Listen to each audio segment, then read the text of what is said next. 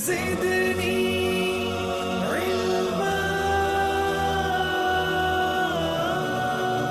अस्सलाम वालेकुम व्यूअर्स, कैसे हैं आप? आई होप कि आप सब खैरियत से होंगे। मेरी दुआ है कि आप सब खुश रहें, आबाद रहें। तो व्यूअर्स, इस वीडियो में मैं बात करने जा रहा हूं जिंको के एन टाइप के पैनल्स के बारे में। इस वीडियो में मैं इस पैनल के बारे में आपको कुछ मालूमात देने की कोशिश करूंगा। इसके अलावा आपके कमेंट्स के जवाब भी दूंगा और इसके अलावा हम उस डिवाइस का भी जिक्र करेंगे जो डिवाइस मैं डेवलप कर रहा हूं, और हम सोलर पैनल्स की प्राइस के बारे में और मार्केट के जो कंडीशन है उसको भी हम डिस्कस करेंगे। तो चलिए शुरू करते हैं। तो फिर सबसे पहले हम बात कर लेते हैं मार्केट की कंडीशन की, कि सोलर की मार्केट जो है उसकी आजकल क्या कंडीशन है और सोलर पैनल्स जो हैं वो किन प्राइसेस पर मिल रहे हैं। रावलपिंडी में जिनको के एन टाइप के पैनल्स की जो है वो शॉर्टेज है। इसके अलावा दूसरे शहरों में कुछ लोग बता रहे हैं कि जिस तरह कराची में एन टाइप के पैनल अवेलेबल हैं जिनको के, लेकिन रावलपिंडी में पर्टिकुलरली मैंने मार्केट जो है विजिट की थी कल, और उससे मुझे ये अंदाजा हुआ कि जिनको के एन टाइप के पैनल मार्केट में मौजूद नहीं है।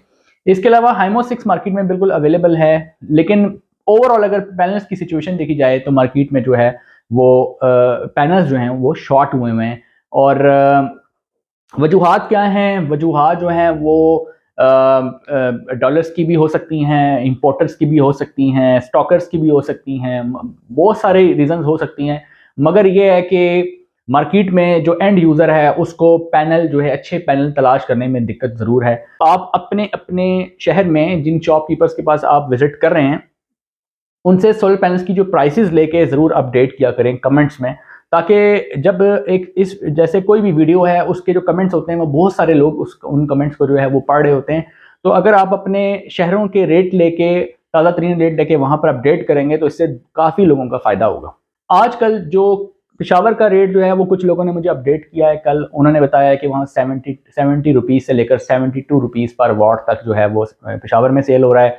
कुछ लोग जो हैं वो अपडेट कर रहे हैं कराची से, कराची में भी जो है वो 72 रुपीज़ पर वॉट की बात हो रही है। इसके अलावा अगर हम बात करें रावलपिंडी की, रावलपिंडी में तो एन टाइप के पैनल है ही शॉर्ट, लेकिन जहाँ जहाँ पे अवेलेबिलिटी है वहाँ पे 70 से 72 या बाद लोग 73 रुपये पर वॉट जो है वो बता रहे हैं। तो ये है जी मार्केट की सूरत हाल। अभी यही पैनल जो हैं ये 60 बिलो जो है वो सेल हो रहे थे, उसके बाद ये 60 पे पहुंच गए, फिर 62, 63, 64, फिर ये इसके बाद डायरेक्ट जंप जो है वो 72 रुपीज़ के ऊपर जो है वो लग चुकी है। मैं जब पैनल सस्ते हुए थे तब भी आप लोगों को रिकमेंड किया था कि पैनल जो हैं वो परचेज कर लें।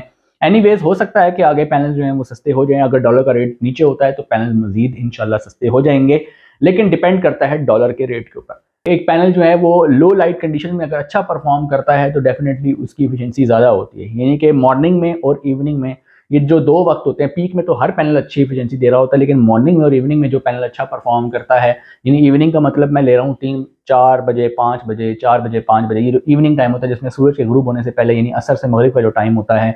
इसके अलावा जो अर्ली मॉर्निंग का मैं मुराद ले रहा हूँ, यानी कि जैसे अगर आपका सूरज जो है वो निकल रहा है सपोज करें 6 बजे, तो अर्ली मॉर्निंग का मतलब है मेरा 7 बजे, 8 बजे, 9 बजे, ये अर्ली मॉर्निंग के आवर्स होते हैं, ये पीक आवर्स नहीं होते।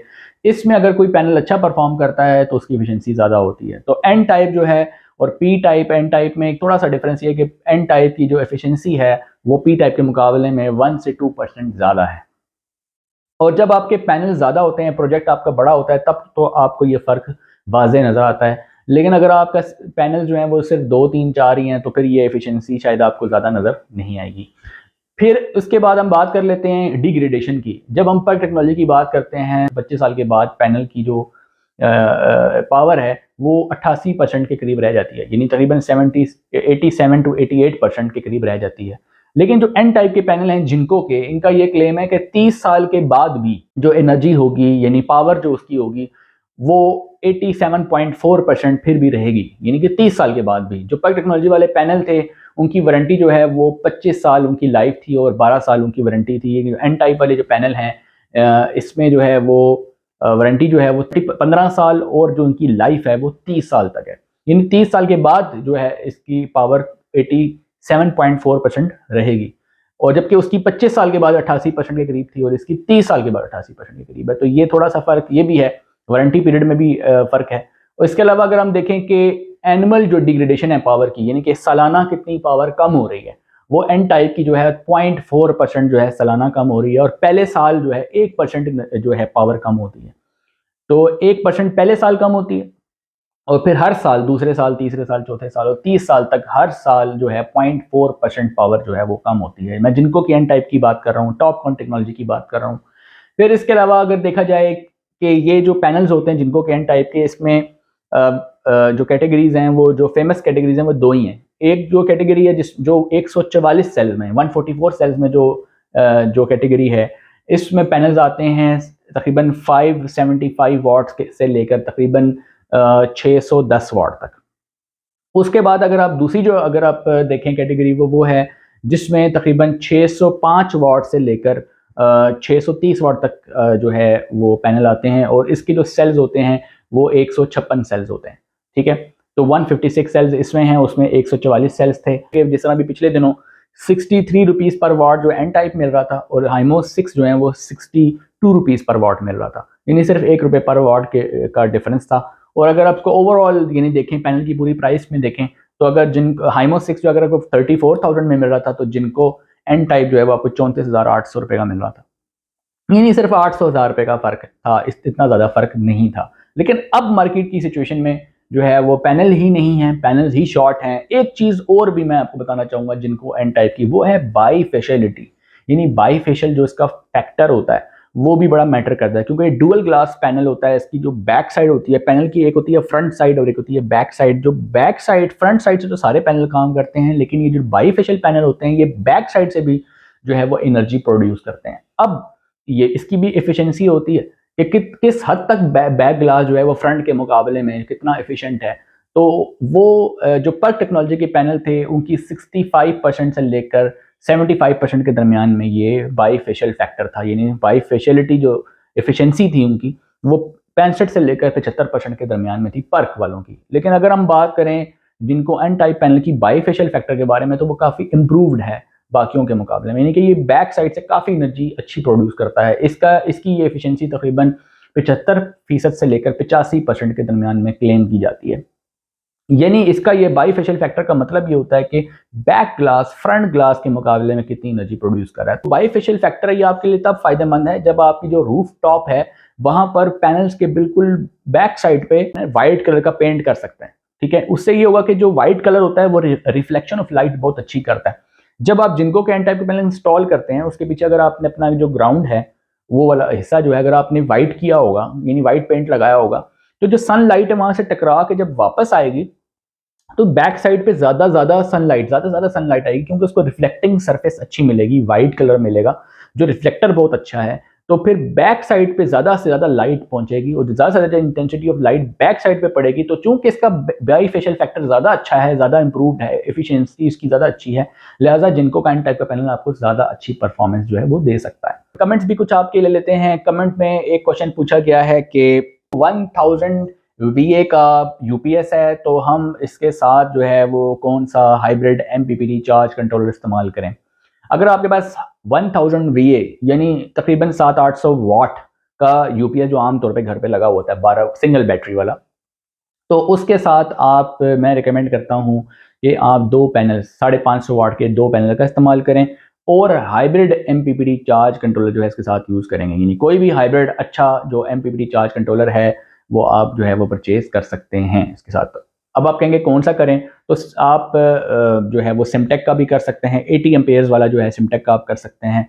अगर वो आप करते हैं, वो हाइब्रिड है और वो आपके दो पैनल्स जो हैं वो आप उसके साथ सीरीज़ में जो है वो इजीली लगा सकते हैं, क्योंकि उसकी जो रेंज है एमपीपीटी रेंज जो है उसकी वो 145 वोल्ट्स तक उन्होंने दी हुई है।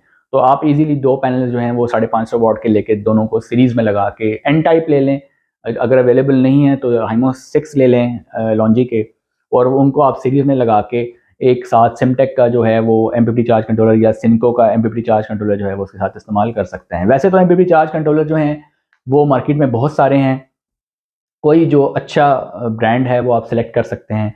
एक कमेंट में क्वेश्चन है कि आप 7 किलोवाट और 6 किलोवाट के जो सिस्टम है उसके ऊपर वीडियो बनाएं। तो व्यूअर्स बिल्कुल इसके ऊपर वीडियो बनाएंगे, 6 किलोवाट के ऊपर एक वीडियो ज़रूर बनाएंगे।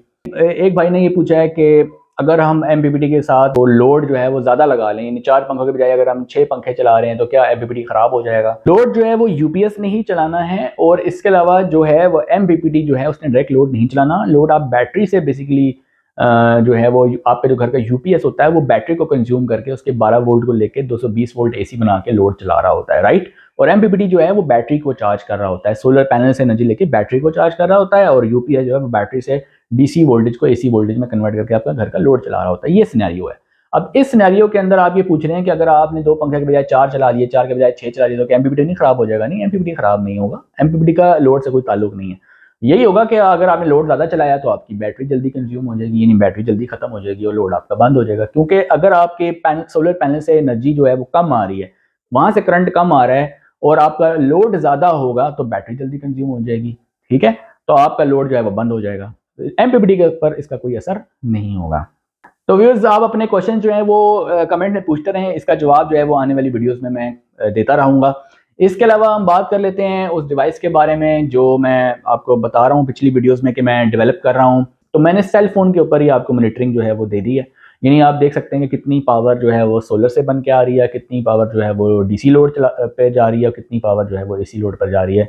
इसके अलावा जो है वो इसके अंदर मैंने डीसी लोड की जो रिले है, जो जिसके कनेक्शंस जो हैं वो एमपीपीटी के साथ लोग करने में परेशान थे, तो वो मैंने रिले इसके अंदर जो है डिवाइस के अंदर लगा दी है, और ताकि डीसी लोड डायरेक्टली आप इसे चला सकते हैं। मैंने इसमें डीसी पोर्ट दे दिया है, यानी आप डायरेक्टली अपने घर का डीसी लोड चाहे 8 पंखे हों 10 पंखे हों, सारा इस एक पोर्ट से जो है वो मैनेज हो सकेगा। तो इसमें एक हाइब्रिड फंक्शन भी मैंने दे दिया है कि अगर आपका जो एमपीपीटी चार्ज कंट्रोलर है वो नॉन हाइब्रिड है, उसको आप हाइब्रिड बनाना चाहते हैं, यानी यूपीएस को कंट्रोल करना चाहते हैं, डे टाइम में यूपीएस ऑफ रखे और नाइट टाइम में यूपीएस को ऑन रखे, ये फैसिलिटी भी मैंने इसमें डाल दी है। जल्द इसके ऊपर एक कंप्लीट कॉम्प्रीहेंसिव किस्म की वीडियो जो है वो पर्टिकुलरली इस डिवाइस के ऊपर जो है मैं बनाने वाला हूँ, ताकि इस डिवाइस का जो है वो आपको डेमो भी मिल जाए और इस डिवाइस की जो है मजीद आपको मालूमात भी मिल जाए। तो चैनल पे अगर आप नए हैं, चैनल को जरूर सब्सक्राइब करें, वीडियो को दूसरों के साथ ज़्यादा से ज़्यादा शेयर करें ताकि एक आम आदमी तक सोलर की सारी नॉलेज पहुंच सके। मिलते हैं नेक्स्ट वीडियो में, तब तक के लिए अल्लाह हाफिज़।